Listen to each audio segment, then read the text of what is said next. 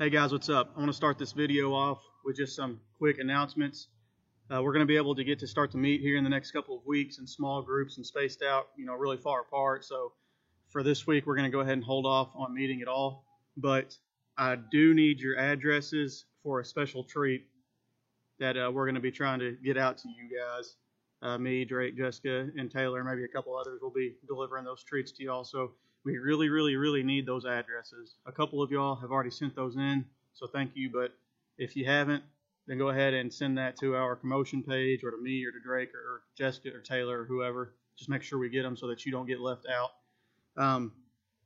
Also, not this Sunday, but the Sunday after next, on the 17th, we need all the seniors who just graduated from everywhere. We need all of y'all who come to the church. We need y'all to meet us here at church. You can either come to the church service itself or right after the church service. We need to meet in the Family Life Center. We're going to have some food. We're going to have a meal. And I want to talk to you guys about what you want to do for your senior trip. So please, please, please make sure you come to that. It's very important. We need it. We want to send you guys out in the right way. We haven't got to do anything with y'all. And we want to, make a big splash with y'all on this trip. For this week's lesson, we're not really going to do anything goofy or wild, but what we are going to do, I'm just going to talk to y'all shortly here.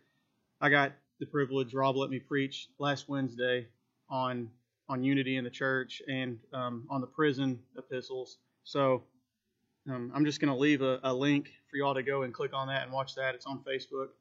So just to add to that, though, I know y'all probably don't like history lessons, but you haven't been in school, so you're about to get a quick history lesson. So the reason that I'm wanting to harp on the prison epistle so much is, for one thing, it just corresponds so perfectly with the time of history that we're in right now. And something that we need to know is that the Roman culture at that time, whenever all this stuff was written, it was going downhill quick. They had let the Greeks come in and they had let them infiltrate their system. They used to have some basic morals, but whenever they let an outside source come in that dictated, they saw that they've got a pretty cool way of doing things. I can pretty much do what I want, and there's no punishment for that. So they adopted that lifestyle. But as Christians, we're not to adopt the outside lifestyle. So the Romans, they adopted the Greeks' ways, which was pretty filthy, to say the least.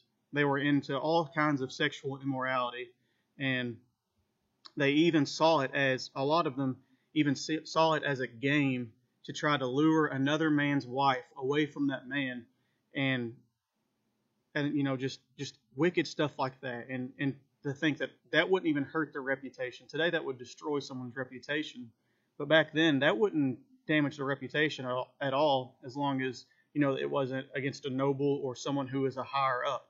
So they could pretty much go and mess around with whoever they wanted to, whether they were married or not. They could do whatever they wanted to. And